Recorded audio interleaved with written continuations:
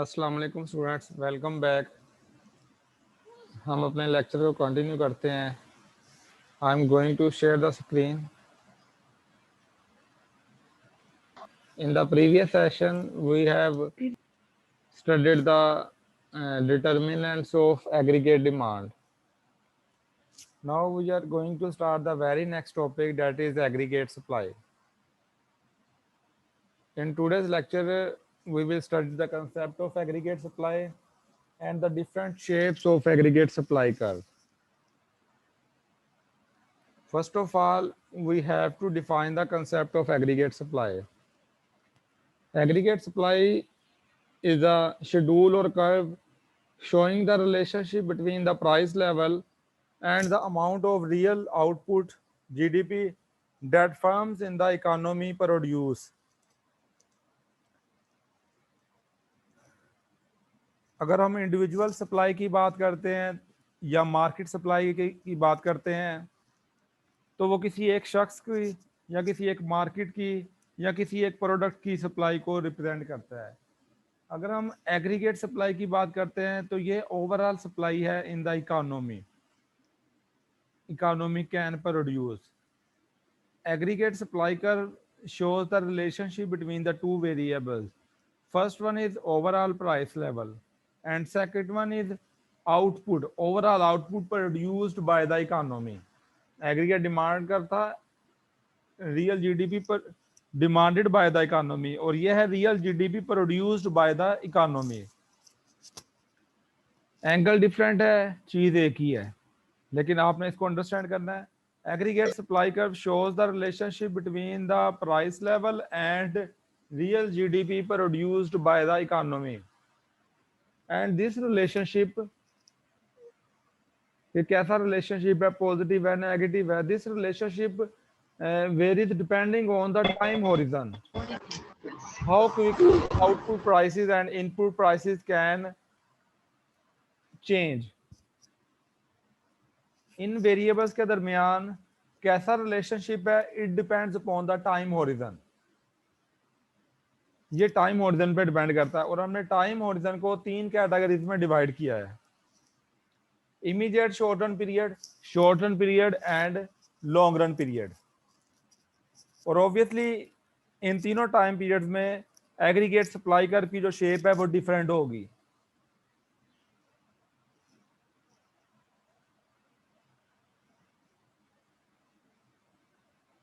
Immediate short run period किसे कहते हैं? Immediate short run period in which both input prices as well as output prices are fixed.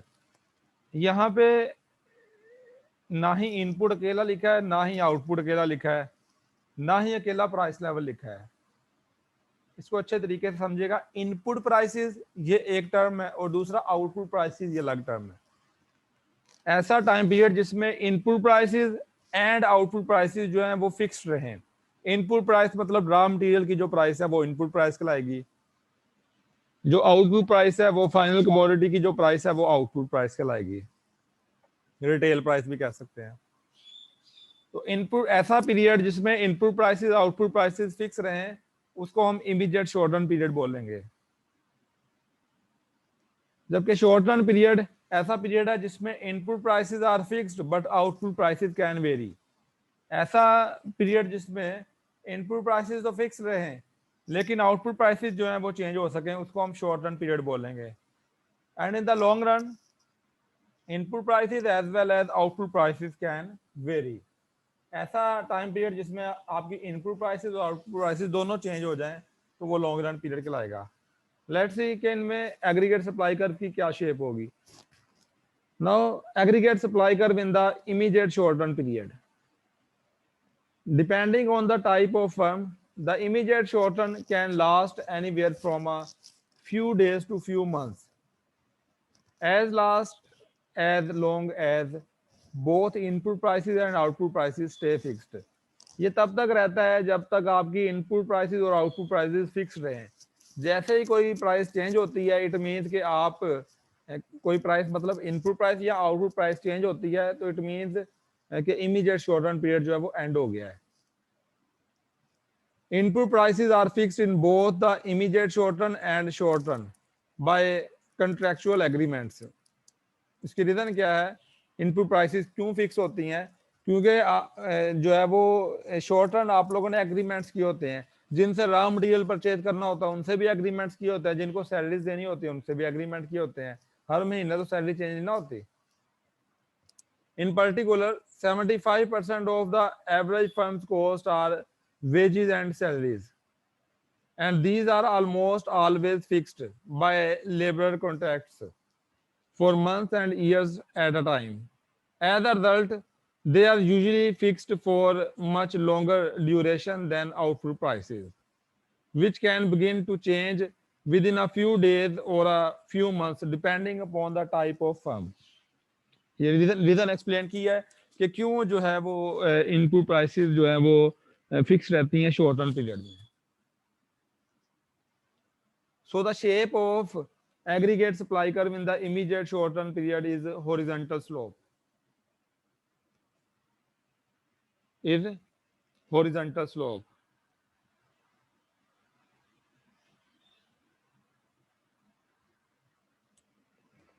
Aggregate supply curve in the immediate short run period.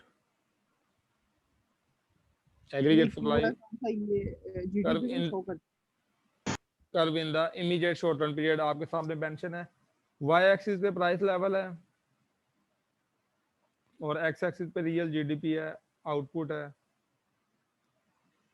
Immediate short run period में जो है वो aggregate supply curve की जो shape है वो horizontal slope होती है।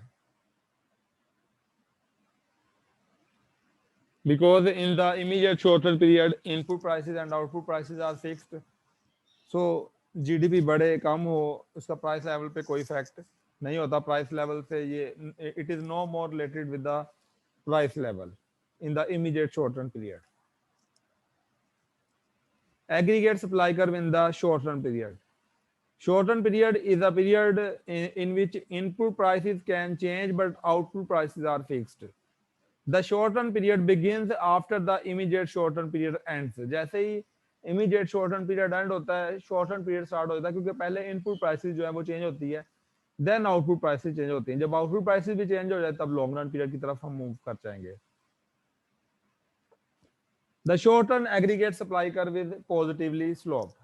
The reason is that, अब देखें मैं इसकी रीजन एक्सप्लेन करता हूँ positive slope aggregate supply curve की। शॉर्ट रन में इनपुट प्राइसेस तो फिक्स होती हैं, जो कॉस्ट होती है वो इनपुट प्राइसेस पे बेस होती है, मतलब कॉस्ट ऑफ प्रोडक्शन तो फिर सेम रही है।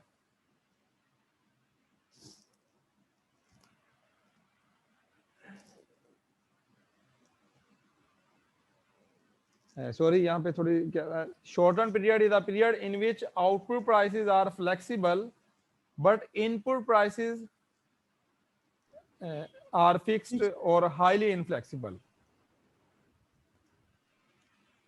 तो शॉर्ट रन में aggregate supply curve positively slope होता है, क्योंकि इनपुट प्राइसेस तो फिक्स्ड है और आपकी कॉस्ट ऑफ प्रोडक्शन डिपेंड करती है इनपुट प्राइसेस पे।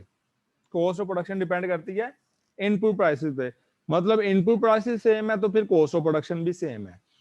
Output prices can very, output prices let's suppose increase हो गई हैं।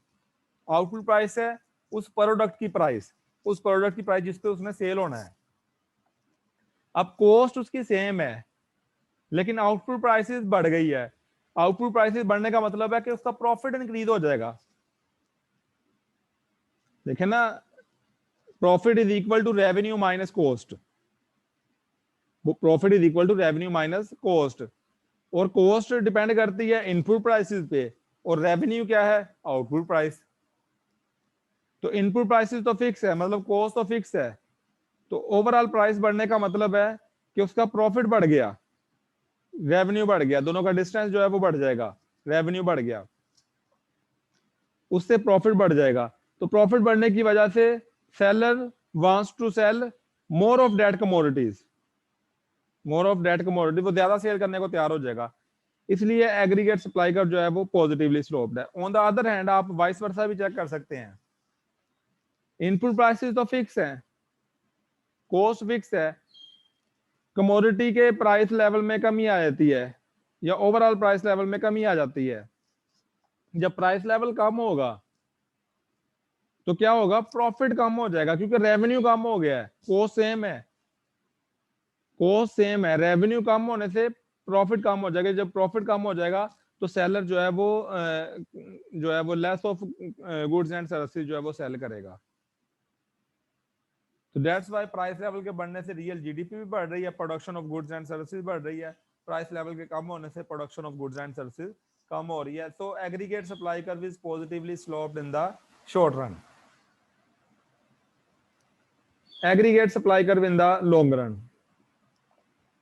In macroeconomics, the long run is the time horizon over which both input prices as well as output prices are flexible. ऐसा time period जिसमें input prices और output prices दोनों flexible हों। It begins after the short run ends. It begins after the short run period ends. Depending on the type of firm or industry, this may be from a couple of weeks to several years in the future. Long run ऐसा period है जिसमें input prices और output prices दोनों जो है वो change हो सके, और लॉन्ग रन में जो है aggregate supply curve vertical slope होगा। द रीजन इज दैट हम कहते हैं long run is a period in which all the resources are fully utilised by the economy. Long run में हम ये अज्यूम करते हैं कि लॉन्ग रन ऐसा पीरियड है जिसमें तमाम रिसोर्सेज जो हैं वो इकोनॉमी में फुली यूटिलाइज हो जाते हैं। Actual GDP is equal to the potential GDP. So price level is no more related with the real GDP. इसका ये मतलब हरगिज नहीं है कि रियल जीडीपी फिक्स हो गई है।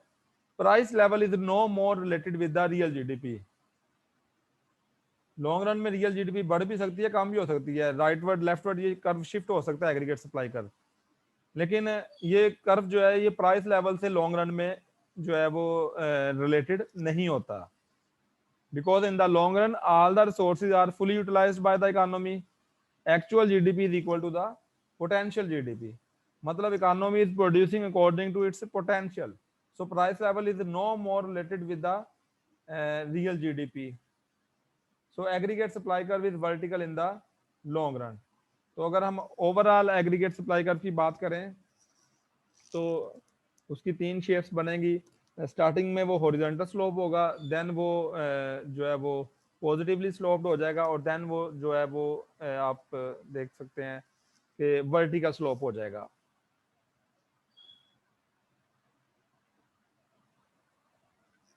जी मैं आप लोगों को ओवरऑल सप्लाई कर्व की डायग्राम भी दिखाना चाहता हूँ।